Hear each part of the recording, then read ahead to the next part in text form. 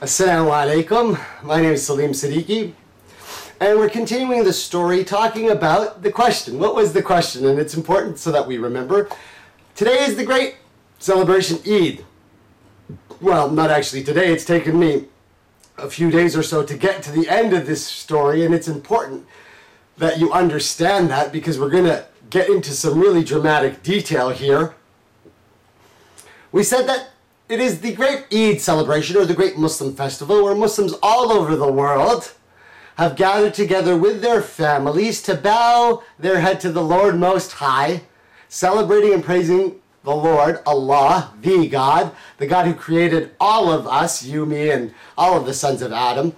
And Muslims are facing towards the Kaaba, the holy house in Mecca that Abraham and Ishmael built to remember the worship of the Lord Most High on this earth, and that believers in the Lord Most High, or the light as we describe the Lord, as no description or image or icon or symbol can depict him, bearers of the light are there circling the house of the Lord in counterclockwise fashion. And we said that we're trying to understand the importance of the relevance of this event, that here on earth, a holy house was built by Abraham in the story, who said, "My Lord is the one who gives life and takes life." And since then we have been maintaining the fundamentals that there's only one God. He is greater and higher than everything that we see here. And he is the one who created the universe and all that is in it. He created the angels made of light. They have free will. They do not have free will, excuse me.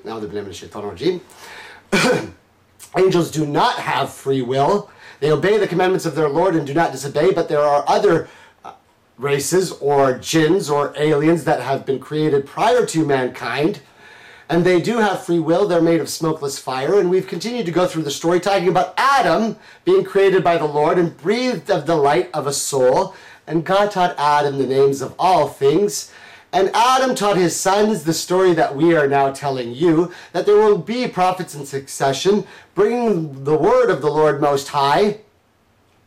And we've continued to tell the tale that all of the sons of Adam live and die and are raised on the day of judgment. Judgment is there for them, punishment, reward, heaven and hell, and that there is a final fundamental that all the bearers of the light knew, and that is that the Lord Most High is not a distant God or a non-existent God or a person who turns a switch and leaves. No, he is the creator, the Lord Most High, knowing and all-seeing, and the one who has planned and destined everything in the universe. Now, because that is true, we must start to understand that truth at a higher level.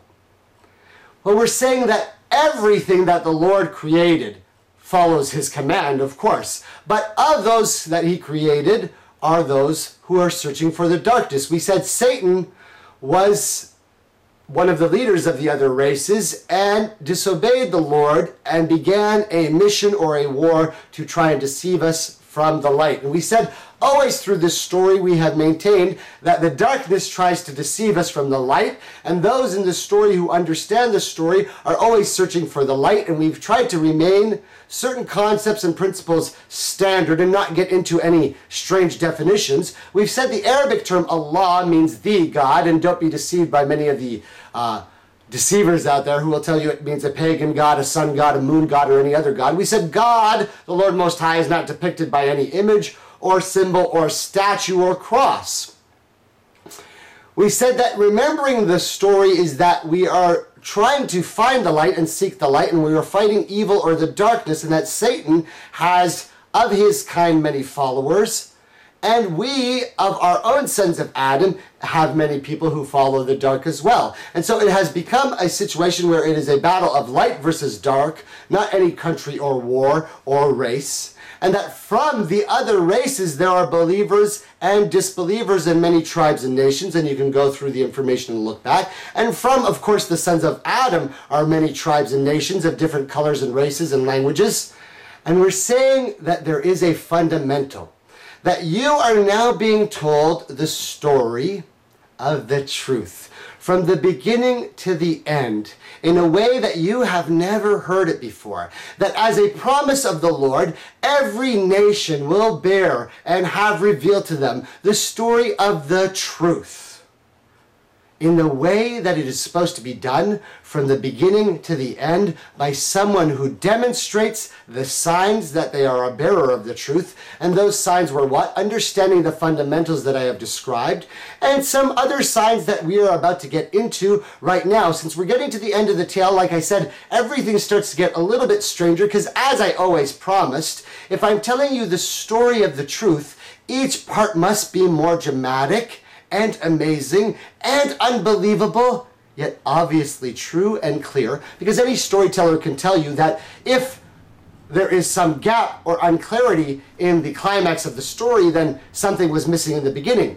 But I am saying to you that unlike any other story that has ever been told to you in the English language, that now you are hearing for the first time the whole story of the truth, like it's never been spoken before. And because this is the story of the truth, of the reality of what really is going on in our universe, an intergalactic struggle of epic proportions as a whole race, that the signs that must be clear have to be dramatic, huge, and obvious. Now, we've got to some interesting points in the story, and so, of course, I have to reiterate the caveats that we've talked a lot about the darkness and the other side and the other dimensions and the other races, and I know many of you are interested in this, and it continues to be a problem, and I know that you want to know about the secrets of are we out there or are we alone, and I'm hoping that by listening to this story,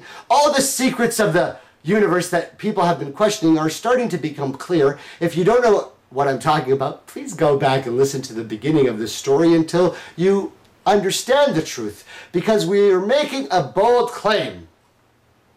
That bold claim is that this story, for the first time, the Lord Most High is revealing the truth in the English language to a land that has never heard it before. To a land that has never heard it before. From someone who is a bearer of the light, meaning a Muslim, who understands the truth of the word and the stories in succession, and is from their own people, of their own complexion, speaking their own words, and telling them the tale in the way that they can understand it. And we said that the Lord Most High is most merciful and compassionate and greater and grander than anything we could have described. And when I continue to tell you the rest of the tale, you will understand even more of what the beauty of the Lord is Most High. Now, as I said again, I'm just a humble servant of the Lord, but I am a man, slave to no one, bowing my head to no one, unable to speak the truth, and rejecting that because of no one.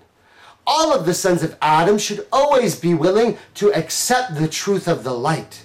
And we said that those who seek shall find. But why is it that this really works? I said I am going to have to show certain signs. That is to prove that the story I'm telling you for the first time on the earth is true, that I don't have to make a prediction. I have to do something even crazier. I have to say, because we believe in the final fundamental, that the Lord Most High is the planner and knower of all things, that the story I have just told you in the most dramatic and grand scale must show a sign and be proved that I am telling the truth. And I said something even weirder. I said that I don't have to show you the proof. You have to show me the proof. Now, before we get into this whole description of the proof, and I'm not going to give it to you now, let me just give you this. Daddy, listen to this.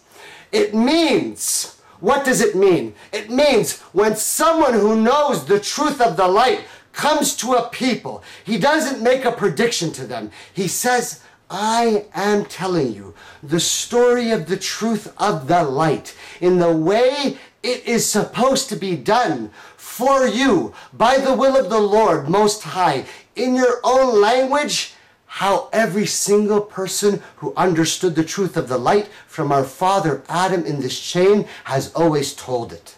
From the beginning till the end.